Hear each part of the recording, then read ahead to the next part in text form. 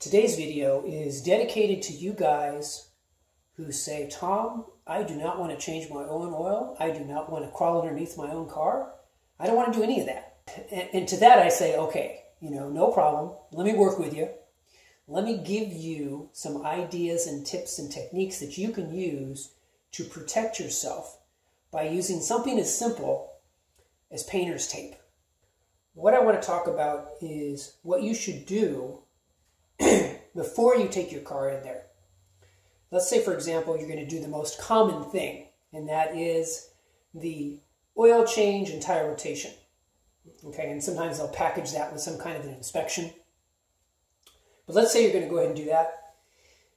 What you want to do is you want to somehow mark your tire, and you can use a piece of chalk and mark it with a piece of chalk. You can take a little tiny piece of painter's tape and just tape it on there. Just something to mark one of your wheels on both sides. And then that way, when you get the car back, you can make sure that that mark is now, if it started off on the front like this one, it's now going to be on the rear. Because you'd be surprised how many times they say they rotated your tires and that mark is still on the front wheel. And they didn't do it. In addition, what you want to do is try to locate your oil filter. And when you do, just take a picture of the oil filter. If you can't find it, it's okay. But if you can find it, take a picture of it. Because what you're going to do is you're going to compare the before and after. They're supposed to put a new filter on it, okay? So if they have not put a new filter on, and it's the same one, old dirty one, they didn't change it. If they took a rag and they just wiped it down like that, the before and after will have the same exact orientation. In other words, if it's a different filter and it's the same brand like this Purolator, it should be just a little bit like that or a little bit like that as they twisted it on. It shouldn't be in the exact same orientation. So that's how you could know there as well.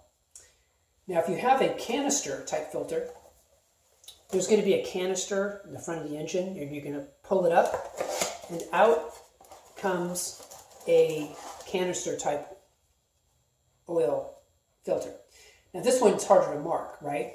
This actually goes like that.